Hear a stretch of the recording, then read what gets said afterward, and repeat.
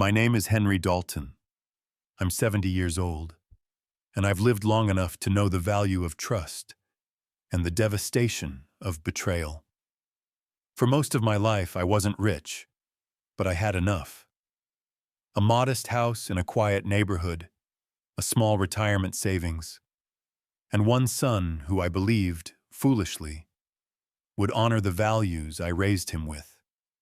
And most importantly, I had my grandson, Liam, a boy who reminded me of everything good I used to see in the world.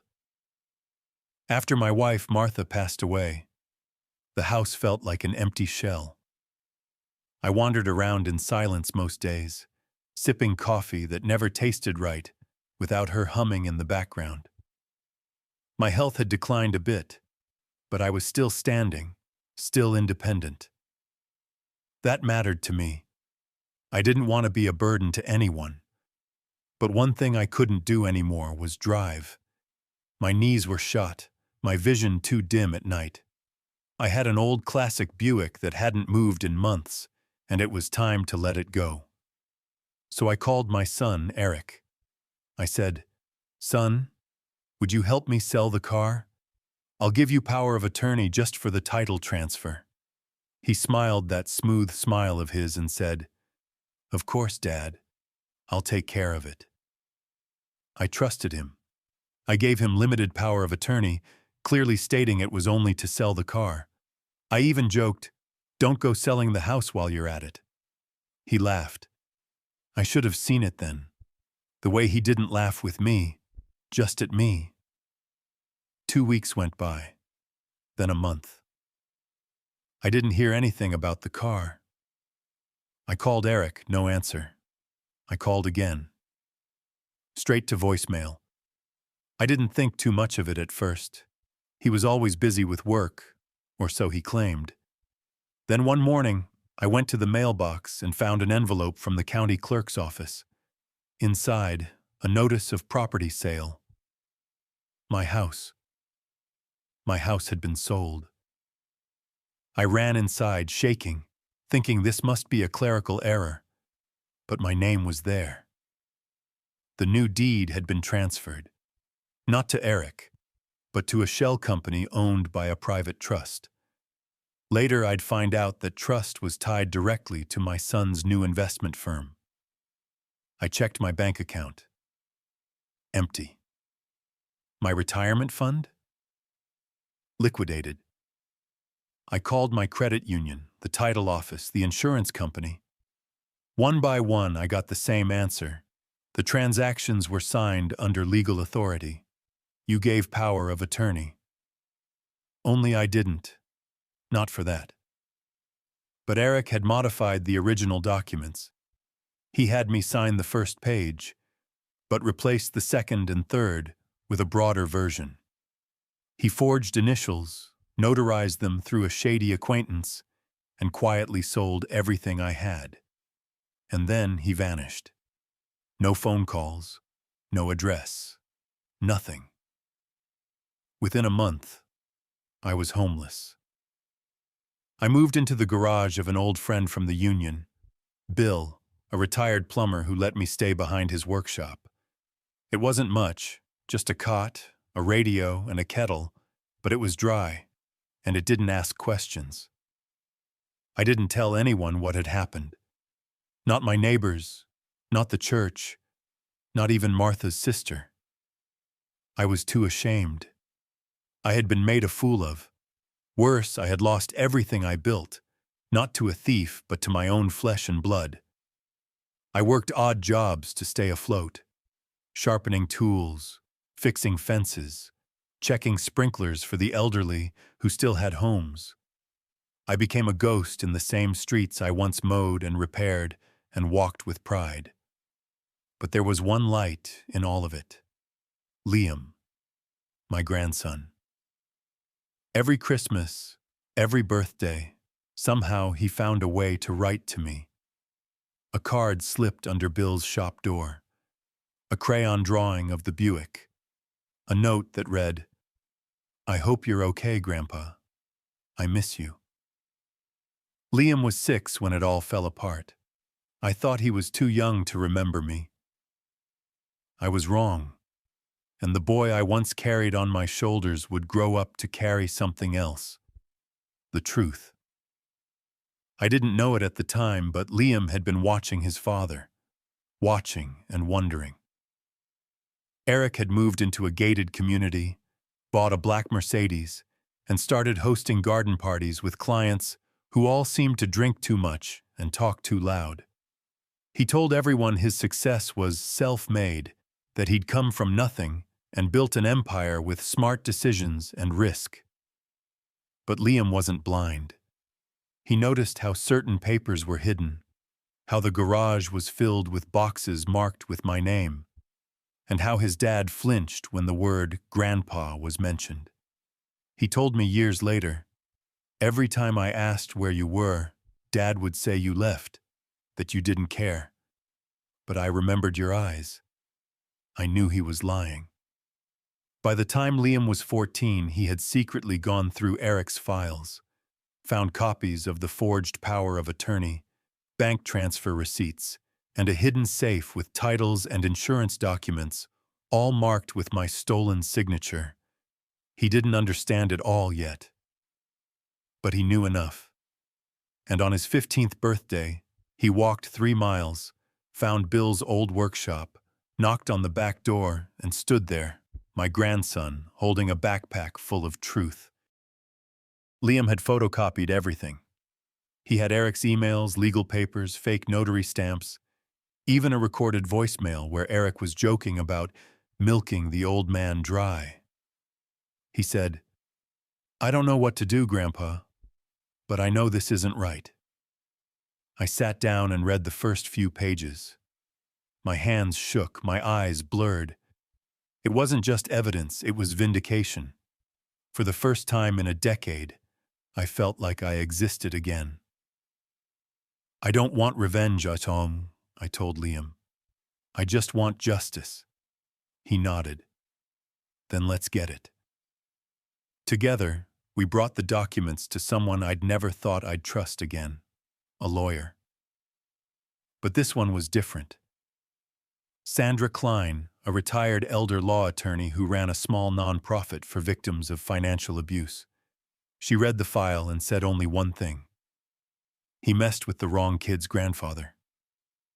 Sandra assembled a team of legal volunteers and began building a case. But she warned us, it wouldn't be easy. Eric had moved assets around. The house had been sold, but passed through 2 holding companies. The bank accounts were tied to foreign trusts. His investment firm was protected by layers of shell corporations. But forged documents leave trails. Digital timestamps don't lie. And Liam? He had gathered more than enough for a judge to freeze Eric's accounts. We filed the case silently. Elder abuse, fraud, breach of fiduciary duty, forgery, embezzlement, all under one large civil suit. Eric didn't even know what hit him until he got a letter in the mail from the State Court of Appeals with the subject line, Dalton v. Dalton et al. The courtroom was quiet. You could hear the hum of the air conditioning and the shuffle of papers. Eric sat at the defendant's table in a navy blue suit, arms crossed, jaw tight. For once, the man who had taken everything from me looked nervous. Liam sat beside me, wearing a dress shirt that was too big for him, but pride made him taller than he was. The judge, a stern man in his 60s, looked over the file. His first words were simple. "Mr. Dalton, is it true you granted your son power of attorney only for a vehicle transaction?" "Yes, Your Honor," I said. "And are you claiming he used that document to sell your home, liquidate your bank accounts, and redirect your pension?" "Yes, sir, and I have proof." Sandra rose and presented copies of every transaction, side by side with my original limited document. Then she handed over the digital forensic report, metadata from Eric's printer, timestamps from document modifications, even GPS logs that placed me in a different city when the supposed signings occurred. And then came Liam's bombshell. He stood up, nervously but firmly, and played the voicemail. I just gave the old man a fake sheet to sign. He didn't even read it. I've got everything now. Easy game. The courtroom went dead silent. The judge leaned forward. Mr. Dalton Jr., do you have anything to say? Eric's lawyer asked for a recess. The judge denied it. 2 days later, the court issued a preliminary judgment. Eric's assets would be frozen. His firm would be placed under temporary court supervision. An investigation into criminal elder abuse was initiated. Eric tried to call me that night. He left a message. Dad, we can fix this. Don't ruin me.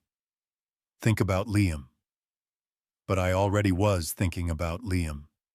I was thinking about what kind of man I wanted him to become. One who hides crimes, or one who seeks truth. I never called Eric back. The investigation revealed even more than I expected. Eric had sold not only my home and savings, but also manipulated my pension, signed fraudulent tax documents, and forged my will to redirect life insurance policies in case I died. It was a complete system of exploitation, built on my trust and my silence. Not anymore. The civil court granted full restitution. Every penny Eric had stolen was to be returned. The judge also approved the transfer of Eric's business holdings, originally funded with my money, into a court-managed trust, where I would have temporary controlling interest. That's right. The man who had stripped me of everything now had to answer to me, legally. I didn't take his car. I didn't burn down his house. I didn't scream or fight. I just signed the papers.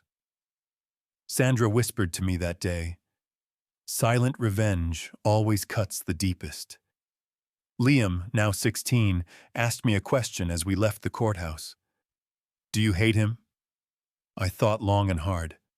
"No," I said. "I just don't trust him, and that's a worse sentence than prison for a man like your father." It's strange how quickly people notice you again once you have something. After the judgment, I didn't rush back into luxury. I didn't buy a new house or flaunt my regained assets. Instead, I moved into a modest duplex with a vegetable garden in the back. I cooked simple meals, walked to the store, and every Sunday I sat on the porch and waited for Liam. He came every week, sometimes with questions about business, sometimes with questions about life. He asked about loyalty, honor, fear, things his father never taught him. I realized then this wasn't just about revenge. This was a chance to raise a good man. I brought Liam into the company, not because of blood, but because of character. Under Sandra's guidance, he began interning with the legal team. He took accounting courses. He shadowed nonprofit organizers. The company was no longer about profits. It became a platform. We started offering free legal workshops for the elderly. We opened a hotline for financial abuse victims, and Liam was at the heart of it all.